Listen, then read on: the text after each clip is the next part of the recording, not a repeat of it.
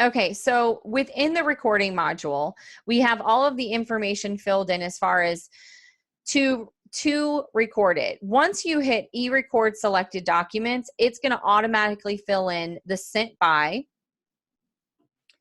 how it was sent. It's going to fill in e-recording.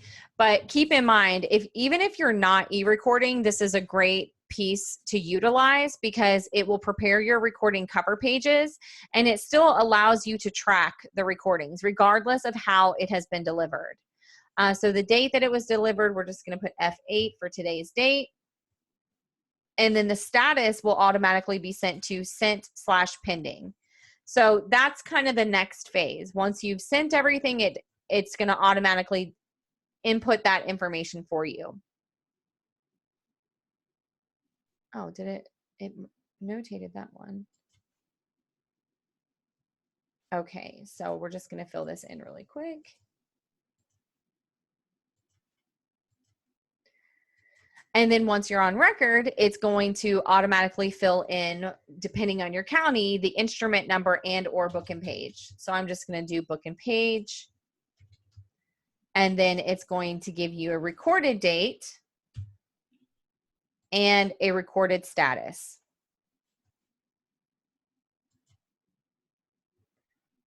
As soon as you have your recording information and your status is marked to recorded, you can then push in your recording information into your policy. So you have these little buttons that say add to policy. Before I click on that, I'm just going to hop into the recitals tab. And you'll see here, there's no information here.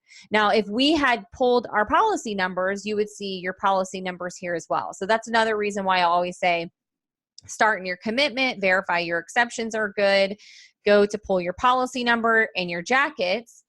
Then you're going to pull your e-recording, your recording information. So when you get to the recording section, you can click on the deed, hit add to policy. That is going to add your recital based off of the information that you have in here in the recording module. So now we have our recital. And then do the same with your mortgage to add your mortgage recital. So add to policy for your mortgage. So I just selected mortgage to pull that up here at the top, add to policy. And then with the mortgage, this is something that's usually an exception as well. So exception to the owner's policy, second and third mortgage policies, if applicable. You can adjust this if you need to. Add exception so that by the time you get into your recitals tab, the only thing that you really need to do is put in your policy issue date. So if today is the day that I'm issuing my policy, I could put in today's date. Some people like to make it consistent with the closing date or the disbursement date if you're not actually doing it on those dates. We'll go ahead and manually pull in these policy numbers so that we have that information.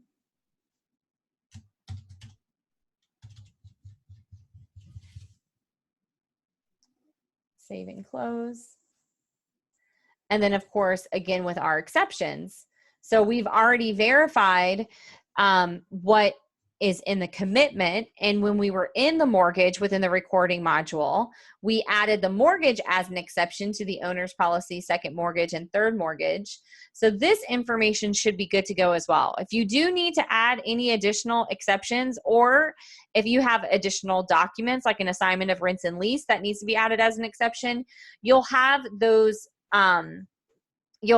buttons here within the recording module to do just that, so that it pulls the appropriate language.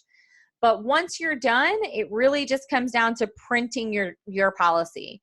So then we're going to go into our document module and pull our smart policy set. And then that's going to automatically pull through any letters that could apply, as well as our policy and any endorsements that have been added to the file. So policy letter for the lender, policy letter for attorney, applicant, or owner, and then add items. And then from here, you'll have your jackets that you pulled when you pulled your policy numbers. then you can kind of go through and lump certain ones together. So for my policy letter to my lender, my loan policy number, my endorsement for my mortgages, and then I could go ahead and view as PDF. Of course, I would select my jacket as well and put it in whichever order I wanted it to be in, and then say loan policy package. And then that way, when you go back to your documents module, you can just simply email this out or print that as a package, or anytime somebody comes back to you down the road, you're not having to create a package all over again. And that's your policy. It really is simple, especially if you're utilizing it all the way up to the policy production, as far as when you're doing your commitment and then utilizing the recording module as well. Do you have a file that, I know that he said that he had one, but as far as one that you can pull the policy numbers for, or issue the policy on?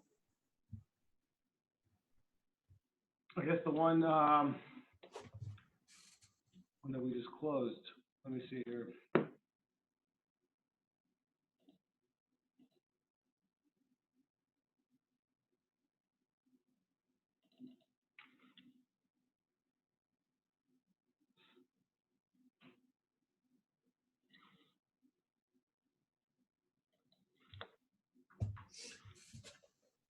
Oh, this one. Okay. So is this the one that he said that he's probably set up with CSC? Has this already been recorded? I don't believe so. Okay. We said we today, but I'm not sure if we did. Okay, so let's just take a look. Oh wait, we know that your CSC needs to be, well, you know what, let's just go ahead. I mean, even if it's not on record, are you still able to pull the policy numbers in the jackets? I know a lot of people that do, so I don't.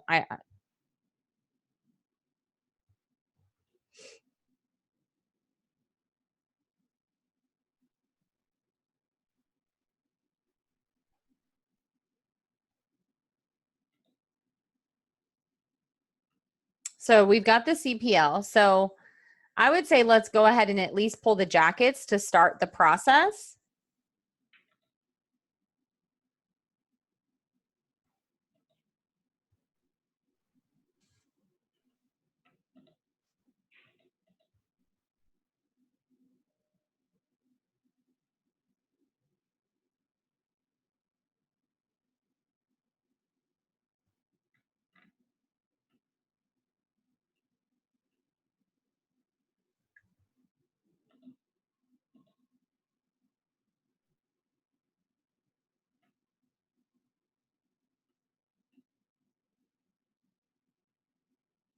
We can product only. Sorry, say that again. Was this a purchase transaction? Purchase, yeah. Owners. So is it just a resale, or was it new or relocation? No, just a resale. Okay, so yeah, just select resale. And then what you're going to do is you're going to pull one jacket at a time. So you can start with your loan and then do your owners, or however, whichever order you want to do it in. What am I doing here? What kind of loan policy are you issuing? Do you have a short form, or is it just a standard loan policy? This list here is provided directly from your underwriter. No, standard. Okay. Okay, so go ahead and hit save draft. And I think once you hit save draft, there should be a prompt. Every underwriter is different. So I see that they have add endorsements in here. but you should be able to just say issue jacket once it's done. So hit issue jacket, because right now it's just a draft.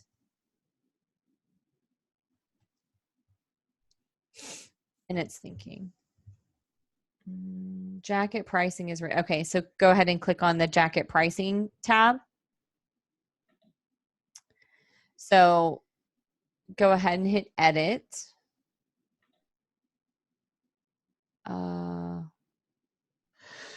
Go ahead and hit the drop down.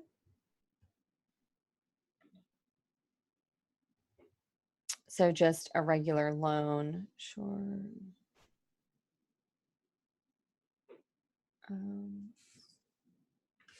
I saw a simultaneous issue one, which would apply. Can you scroll down just a little bit? Simultaneous issue, lesser liability owners. Yeah, that one should be it. And then actual premium. I mean, actual loan premium. Hold on, let me go into.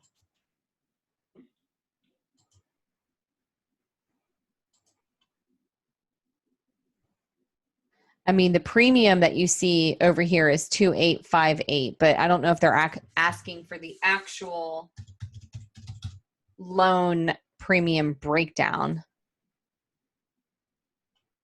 So if that is what they're asking for, the lender portion is 2792 and 0 cents.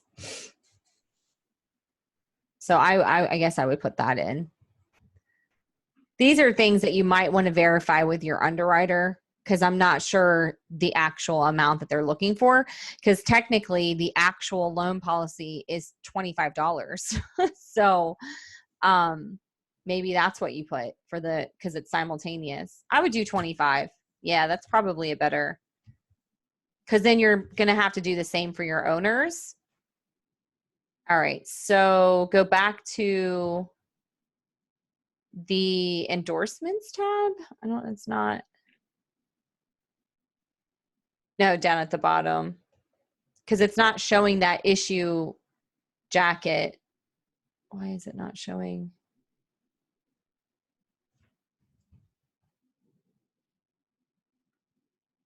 Okay, well, you put in the jacket pricing. Hit save draft again.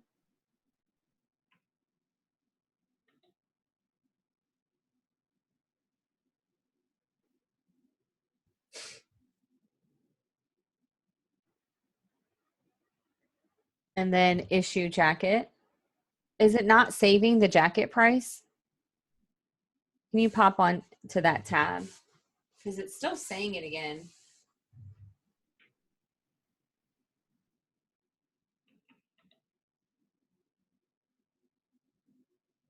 It's thinking down at the bottom. There we go.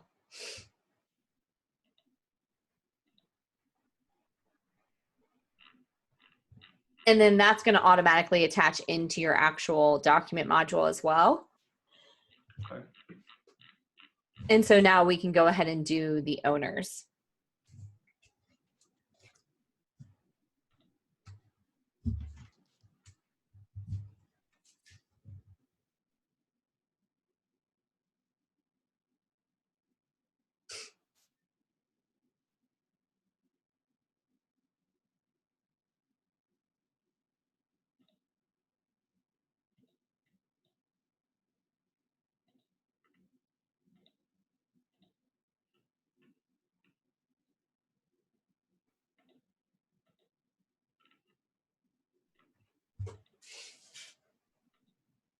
And then go ahead and select owners for the jacket type, because we already did the loan.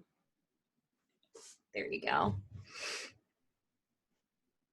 And then you'll select your owner's jacket form, because then it's going to give you the option again. So you'll just do your standard owners.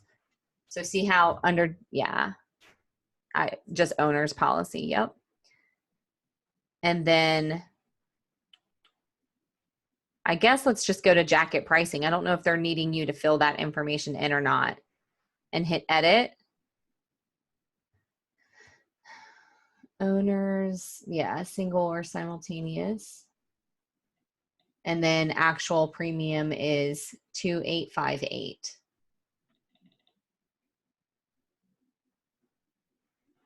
And save, and then hit save draft again.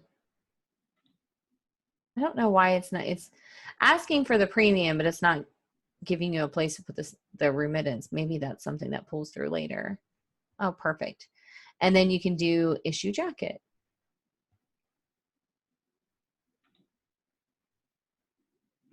Shouldn't I have put 2858 though for the loan policy, not the owners?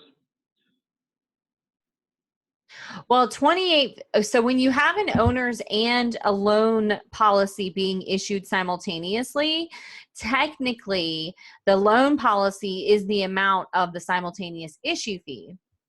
If you would have if the borrower would have waived owners, then the premium would be the full lender premium, which in this case is $27.92. I would verify this information with your underwriter rep though, because it really ultimately comes down to what is it that they are specifically looking for.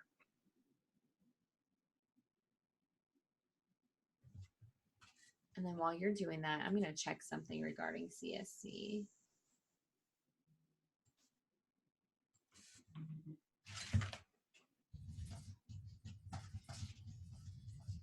Hello? Who's calling? Can you call me back in about, can I call you back in about half an hour? Yes, please.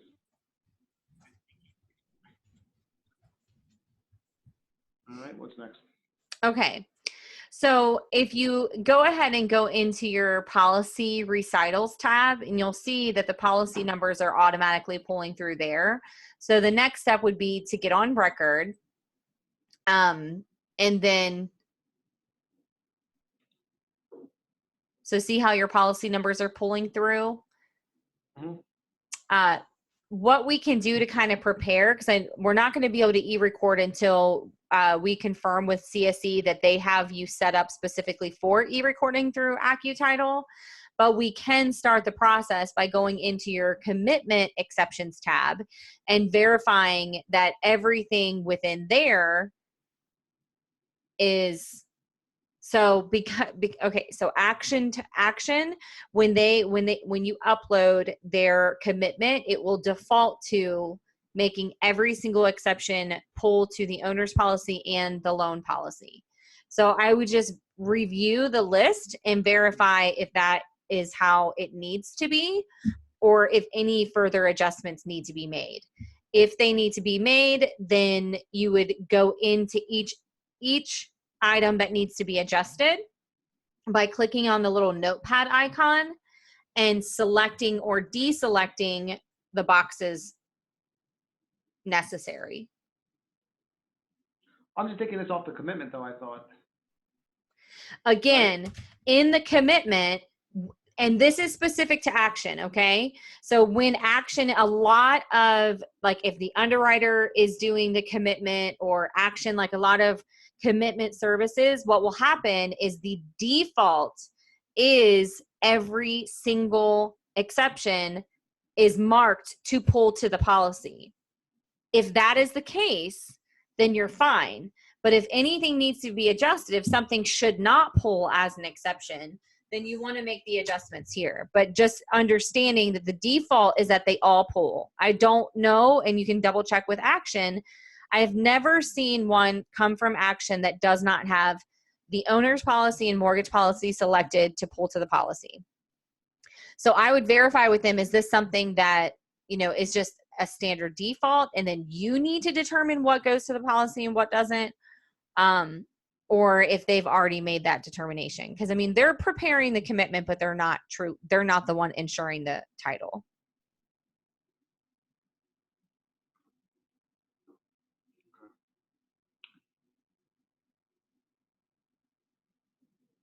All right.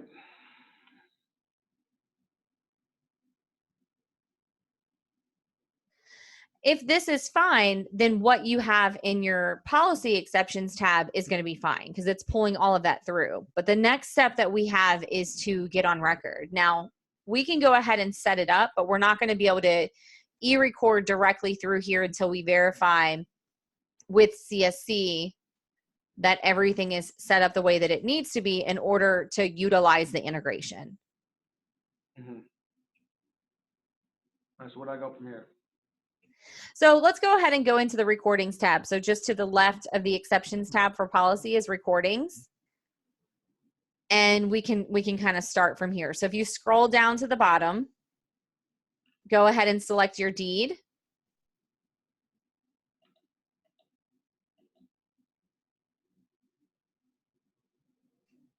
And then up at the top, you can start filling in your information. So what is the date of the deed?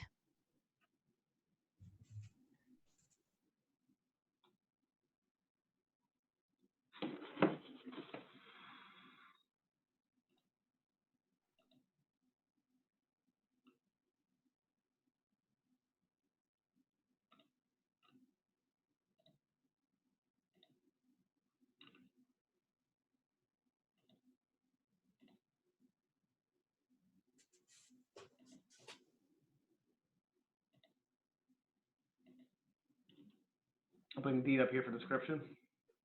You don't need to. That little description, it can come in. That's really more for internal purposes. So for example, if you have multiple documents, like the same document, for example, if you have a buyer's power of attorney and a seller's power of attorney, you can kind of give it its own description that way. But it's not necessary. And then you'll select the e-recording type. You don't have to say who it was completed by, because it's going to kind of track that information. See, that county is easy. It just says deed. I mean, that's how it should be. Okay, so this is great because we're prepping to actually e-record, and then go ahead and select your mortgage. And sorry, let's go ahead and add that document too. If you already have it in the file or on your computer somewhere.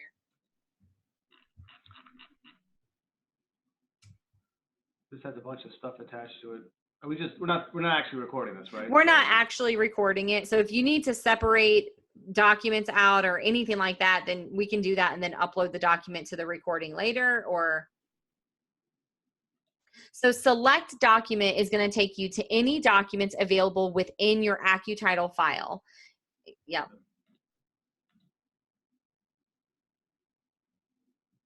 And just remember, that should just be the deed. So then we'll do this again with the mortgage and attach the mortgage.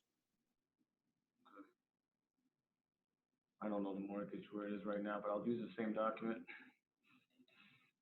Well, you want to make sure, because what this is going to do is it's going to count the pages and everything like that. So if it's not the actual mortgage, then I would just hold off, because then you're going to have to change it. And when you change it, you have to attach it into your document module first. So if it's not, I would just leave it for now, but we can go ahead and fill in the rest of the information. So we can fill in the mortgage document date and the parties and so forth.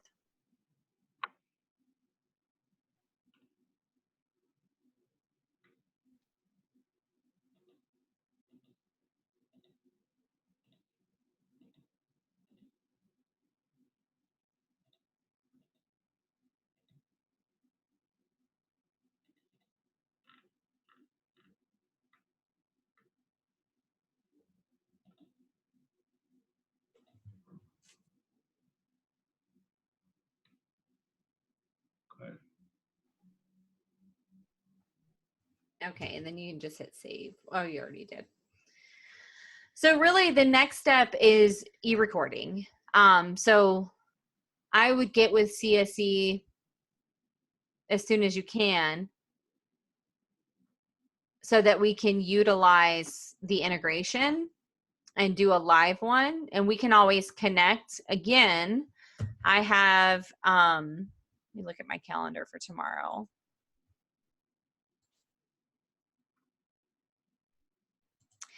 I have a 10 to 12 and then a 1 to 3 tomorrow. So I could connect like first thing in the morning, or, you know, in between, like between 12 and 1 or anytime after 3. If you want to continue with this one. You said tomorrow, right? Yeah. If I'd I'm like to on do a the 12 more. Yeah, go ahead. I'm sorry. in between 12 and 1. I gotta just double check with Jacob. I mean, my schedule looks okay, but I gotta check with Okay. him. Yeah, just shoot me an email and then I'll get an invite over to you and we'll connect. Okay. Okay? Thank you so much, Sarah. You're welcome. Have a great afternoon. You too.